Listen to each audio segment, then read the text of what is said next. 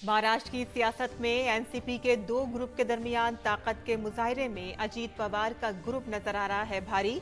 अजीत पवार की मीटिंग में 29 से ज्यादा एमएलए और एमएलसी की आमद की खबर। शरद पवार की मीटिंग में 3 एमएलसी और 5 एमपी समेत 17 एमएलए मीटिंग में पहुंचे। अजीत पवार ने कहा कि मैं भी वजीर आला बनना चाहता हूं किसी दिन। शरद पवार ने कहा कि इख्तलाफात बातचीत से करें हल। प्रफुल्ल पटेल ने कहा कि अगर हम शिवसेना के साथ जा सकते हैं तो बीजेपी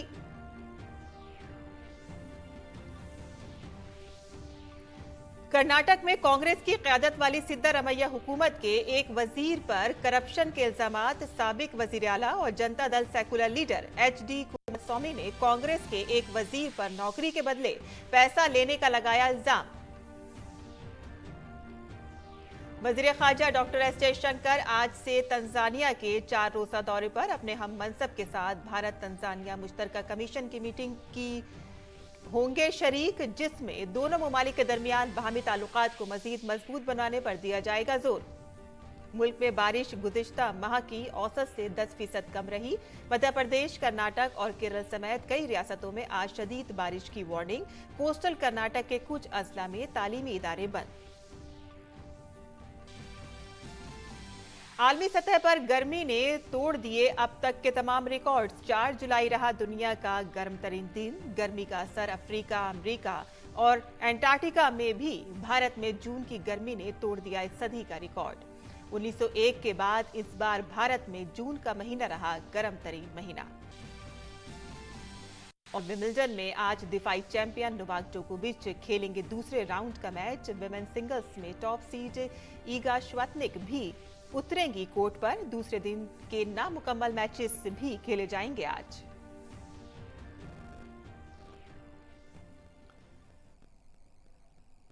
आदाब नाज़रीन, खबरनामे में आपका इस्तकबाल है। मैं हूं साइमा खान। अब खबरें तफसील से।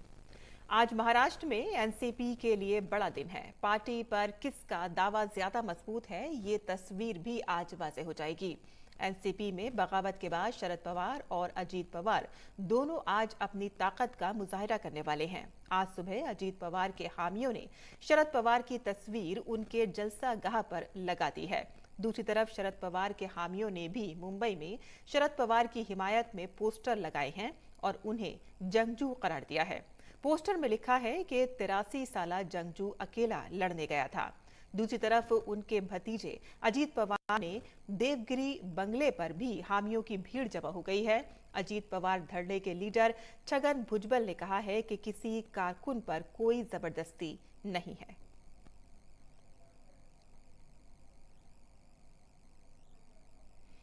महाराष्ट्र में आज सियासी बालादस्ती साबित करने के लिए पवार बनाम पवार लड़ाई है और दोनों फरीक कारकुनों के जरिए ताकत का मुजाहिरा कर रहे हैं। एनसीपी के सरबराह शरद पवार ने अपने हामी एम अरकान असेंबली, जिलाई सरबराह, मकामी बॉडीज के ओहदेदारों से मुंबई के यशवंतराव चौहान सेंटर में होने वाली मीटिंग में मौजूद रहने के लिए कहा था और इसके लिए पार्टी की वर्किंग सदर सुप्रिया सूले पहुंच गई। तो दूसरी तरफ नायब वजीर आला अजीत पवार ने बांद्रा के भुजबल नॉलेज सिटी में अपनी हिमायत में उतरे मेंबरान असेंबली और ओहदेदारों को मीटिंग के लिए मदऊ किया। खबर है कि 40 एमएलए का दावा करने वाले अजीत पवार ने के बुलाने पर 29 एमएलए वहां पहुंचे, जबकि शरद पवार के बुलाने पर 17 एमएलए वहां पहुंचे। वहीं शरद पवार के धरने ने दावा किया है कि अजीत पवार समेत सिर्फ 9 अरकान असेंबली ही हुकूमत में शामिल थे और बाकी तमाम अरकान असेंबली और बाकी शरद पवार के साथ हैं। महाराष्ट्र असेंबली में एनसीपी के 53 एमएलए हैं। अजीत पवार ने अपने खिताब में कहा है कि वो भी किसी दिन वजीर आला बनना चाहते हैं। दूसरी तरफ उन्होंने शरद पवार पर तंज करते हुए कहा है कि आप 83 साल के हो चुके हैं और अब आप कब तक रहना चाहते हैं।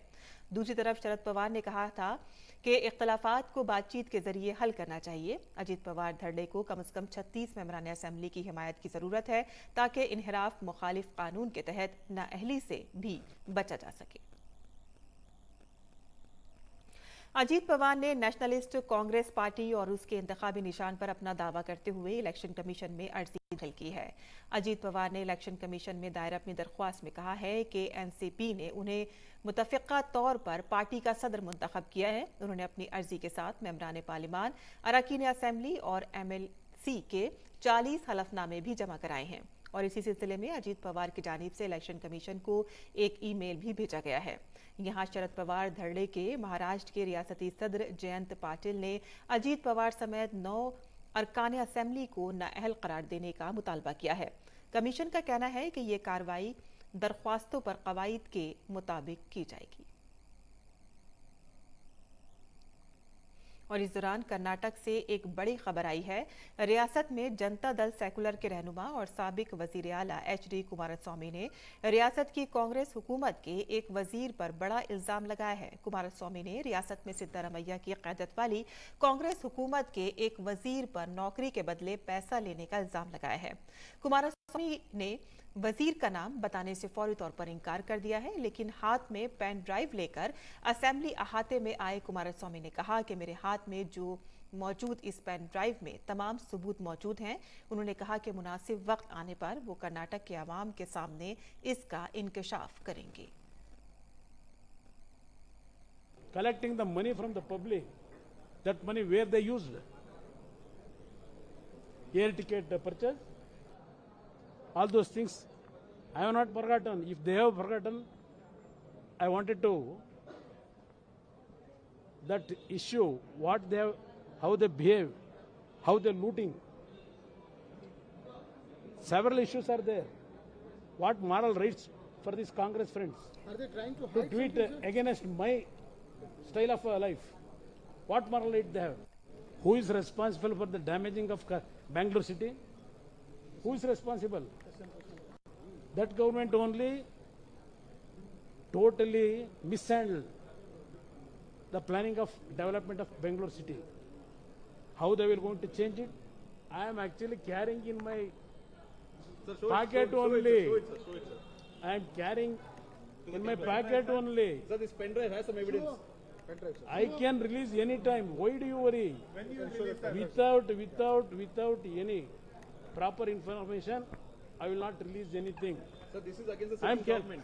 sitting a minister on this responsible minister. Corruption charges. How he has collected money for posting of the officers. Everything is here.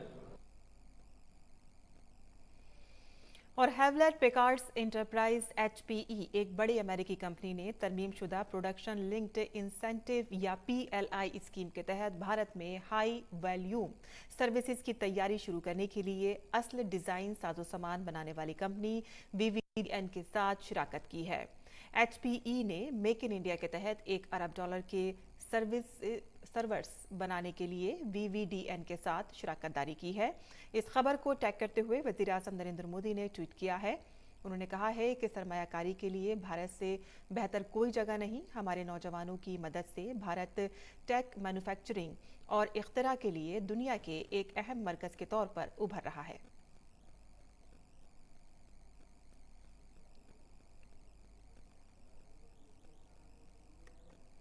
सदर जमहूरिया द्रौपदी मुर्मू ने अपने महाराष्ट्र के दौरे पर आज गढ़चिरौली में गोंडवाना यूनिवर्सिटी के 10वें कॉन्वोकेशन में शिरकत की। कॉन्वोकेशन से खिताब करते हुए सदर द्रौपदी मुर्मू ने कहा कि ये मेरे लिए खास खुशी की बात है कि महाराष्ट्र के इस दौरे का मेरा पहला प्रोग्राम नौजवान नस्ल से मुतालिक कॉन्वोकेशन है। यूनिवर्सिटी में डिग्रियां हासिल करने वाली तमाम तालिबात को मुबारकबाद देते हुए सदर जमहूरिया ने कहा कि डिग्री होल्डर्स में 45% लड़कियां हैं और ये तालिबात खुसूसी मुबारकबाद की मुस्तहिक हैं। इनसे तहरीक लेकर दीगर तालिबात भी आगे बढ़ेंगी। ये मेरे लिए विशेष प्रसन्नता का विषय है कि महाराष्ट्र की इस यात्रा का मेरे पहला कार्यक्रम युवा पीढ़ी से जुड़ा एक दीक्षांत समारोह।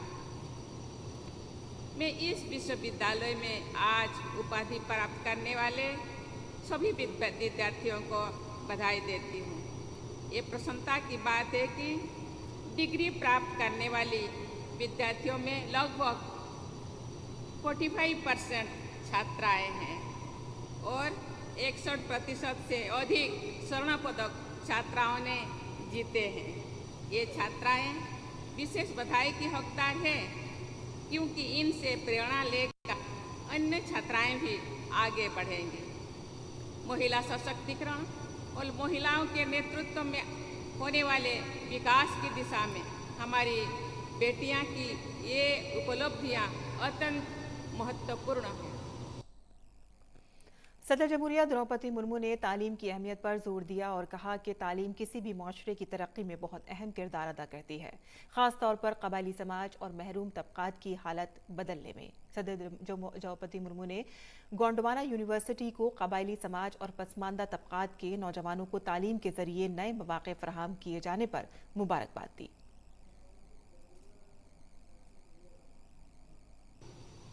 किसी भी समाज के विकास के लिए, विशेषकर जनजातीय समाज और वंचित वर्ग की स्थिति को बदलने के लिए शिक्षा की बहुत महत्वपूर्ण भूमिका होती है।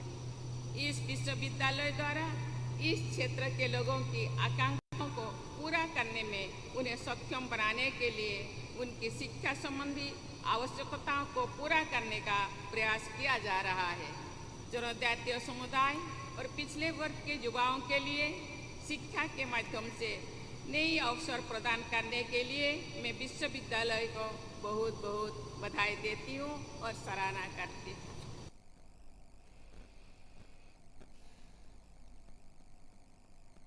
वजीर ख़ारजा डॉक्टर एस जयशंकर आज से तंजानिया के 4 रोज़ा दौरे पर होंगे। डॉक्टर जयशंकर आज जिंजिबार पहुंचेंगे और 2 दिन तक जिंजिबार में क़याम करेंगे। जिंजिबार में जयशंकर भारत सरकार की इमदाद याफ्ता पानी की फराहमी के मंसूबे का दौरा करेंगे। वो तंजानिया का दौरा करने वाले भारतीय बहरिया के जहाज त्रिशूल पर एक इस्तकबालिया तकरीब में भी शिरकत करेंगे और इसके बाद वजीर ख़ारजा 7 से 8 जुलाई तक तंजानिया के शहर दारुस्सलाम में होंगे, जहां वो अपने हममंसब के साथ 10वीं भारत तंजानिया मुश्तरका कमीशन की मीटिंग की मुश्तरका सदारत करेंगे। दारुस्सलाम में वो मुल्क की आला क़यादत से मुलाकात करेंगे, जिसमें काबीना के कई वुज़रा भी शामिल हैं।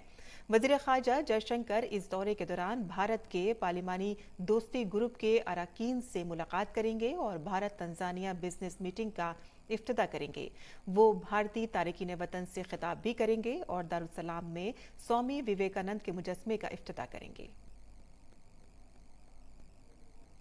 भारत में फ्रांस के सफीर इमैनुअल लेनन ने भारत के वजीर आज़म नरेंद्र मोदी के दौरा फ्रांस को दोनों ममालिक के लिए ज़रूरी करार दिया है।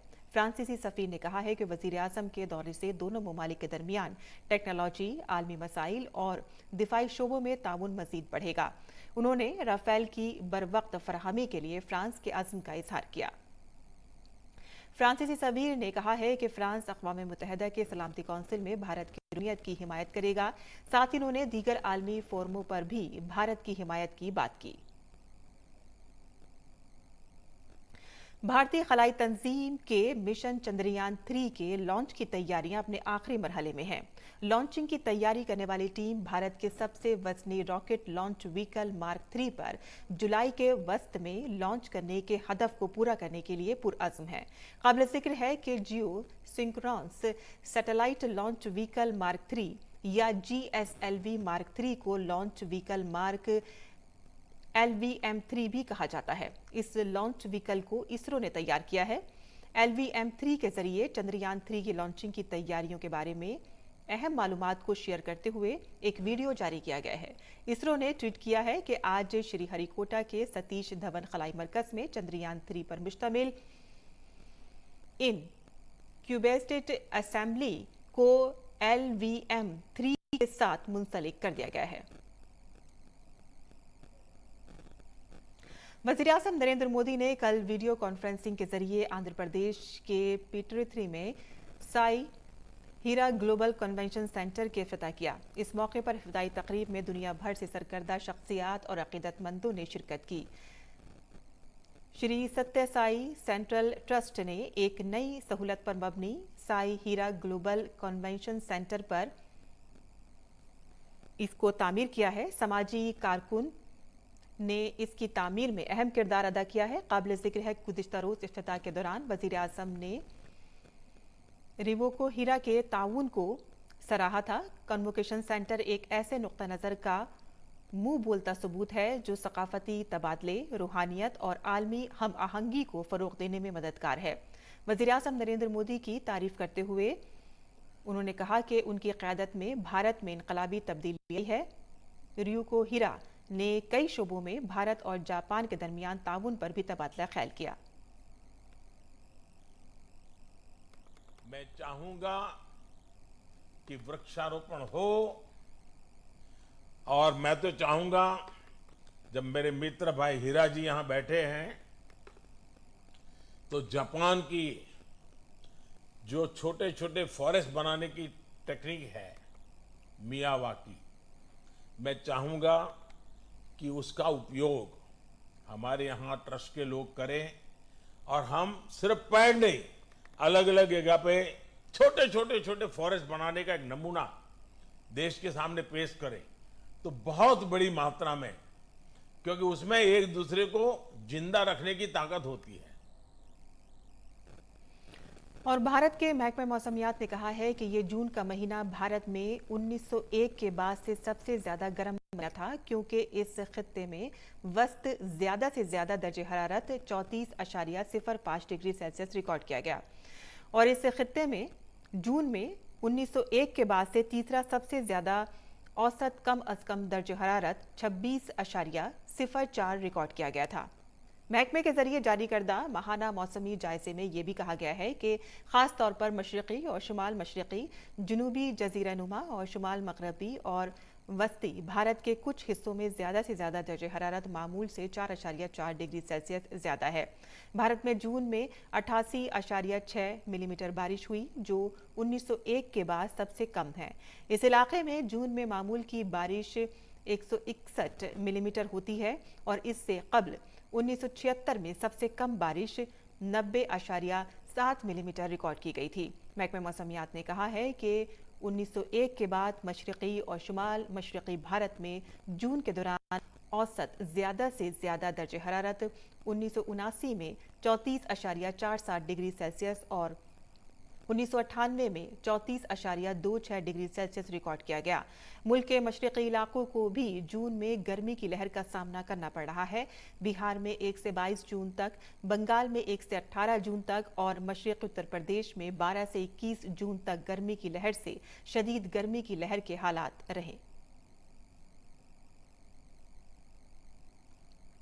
महकमे मौसमियात ने कहा है कि मुल्क में गुज़िश्ता माह 1971 से 2020 के तवील मुद्दती औसत से 10% कम बारिश हुई है। जून के महीने में 148.6 मिलीमीटर बारिश हुई, जबकि तवील मुद्दती औसत 165.3 मिलीमीटर बारिश की थी। महकमे मौसमियात ने इतला दी है कि जनूबी जज़ीरा नुमा भारत में जून का महीना 1901 के बाद सबसे ज्यादा गर्म रहा। इस दौरान ज्यादा से ज्यादा औसत दर्जे हरारत 34.05 डिग्री सेल्सियस रहा। इस खित्ते में बारिश भी 1901 के बाद सबसे कम हुई है। महकमे मौसमियात ने अपने माहाना मौसमियाती जायजे में कहा है कि कई इलाकों में ज्यादा से ज्यादा दर्जे हरारत मामूल से 4.4 डिग्री सेल्सियस ज्यादा रिकॉर्ड किया गया। इनमें मशरक़ी और शुमाल मशरक़ी भारत, जनूबी जज़ीरा नुमा भारत और शुमाल मगरबी और वस्ती भारत के कुछ हिस्से शामिल हैं। मुल्क के मशरक़ी हिस्सों में सूरत हाल सबसे ज्यादा खराब थी, जहां जून में दर्जे हरारत मामूल से बहुत ज्यादा था। जम्मू कश्मीर के किश्तवाड़ पुलिस के स्पेशल इन्वेस्टिगेशन यूनिट ने जिला किश्तवाड़ के छतरू इलाकों में 6 मकामात पर छापे मारे हैं।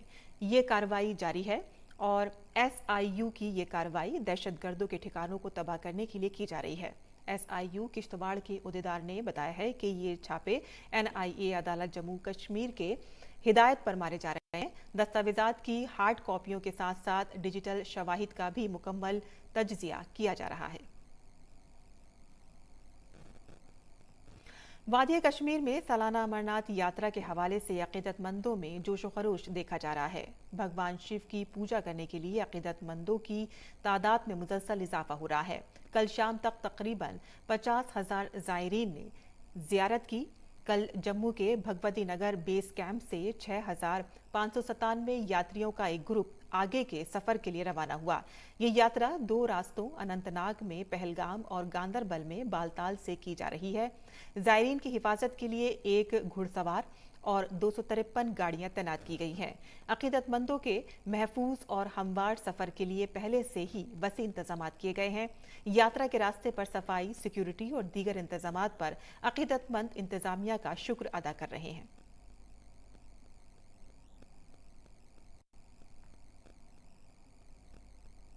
अदाकारा जैकलिन फर्नांडिस ठग सुकेश चंद्रशेखर से जुड़े 200 करोड़ रुपए के मनी लॉन्ड्रिंग मामले में दिल्ली के पटियाला हाउस कोर्ट पहुंची। इस मामले के हवाले से अदाकारा मुसलसल कोर्ट के चक्कर लगा रही हैं और इस मामले में इसी साल जनवरी में जैकलिन फर्नांडिस ने सुकेश चंद्रशेखर के खिलाफ बयान दर्ज कराया था।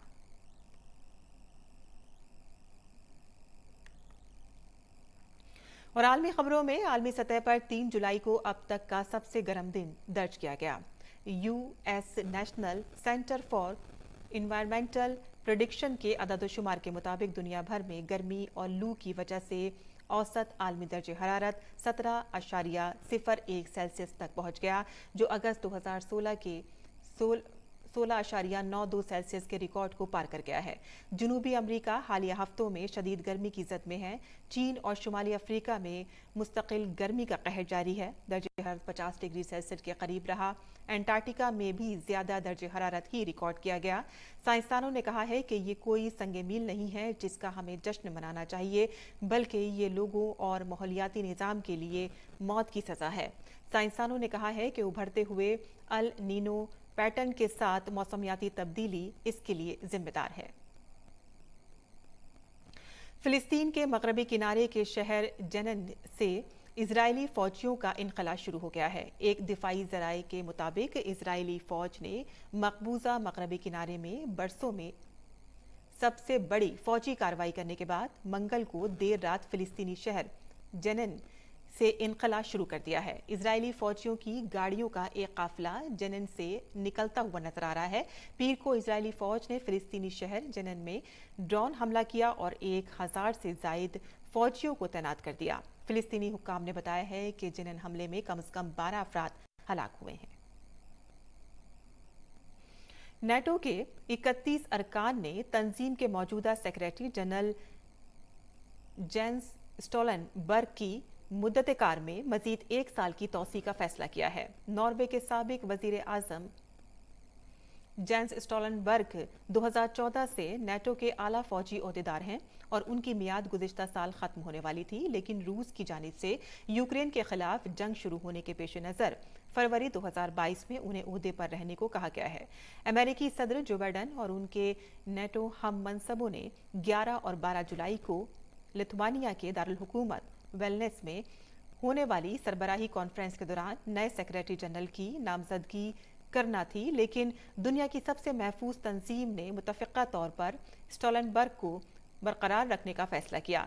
उनकी मुद्दत मुलाजमत में पहले ही 3 बार तौसी की जा चुकी है। स्टोलनबर्ग इस आइंदा अप्रैल में नेटो की 75वीं सालगिरह और अगले मौसम गर्मा में वाशिंगटन में होने वाले सरबराही इजलास में खिदमात अंजाम देंगे। सदर जो बाइडन ने अमेरिका में फायरिंग के हालिया वाकयात के दरमियान गन कंट्रोल कानून साजी पर अमल करने के अपने मुतालबे का इयादा किया। नेशनल एजुकेशन एसोसिएशन से खिताब करते हुए जो बाइडन ने कहा है कि कांग्रेस को गन कंट्रोल से मुतालिक कानून साज के लिए जरूरी इक़दाम करने चाहिए। जो बाइडन की तकरीर व्हाइट हाउस की तरफ से मंगल को जारी करदा एक बयान के बाद हुई, जिसमें कहा गया है कि बंदूक के तशद्दुद की वबा से निपटने के लिए मजीद इक़दाम की ज़रूरत है जो हमारी कम्युनिटीज़ को तकसीम कर रही है।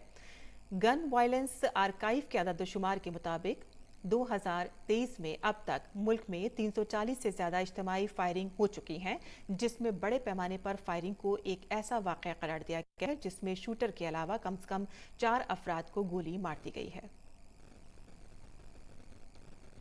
और खेल की खबरों में आलमी नंबर 1 खातून टेनिस खिलाड़ी ईगा स्वियातेक आज विमिल्टन में खवातीन के सिंगल्स जुमरे में दूसरे राउंड का मैच खेलेंगी। स्वियातेक का मुकाबला स्पेन की सारा सोरोबेस से होगा।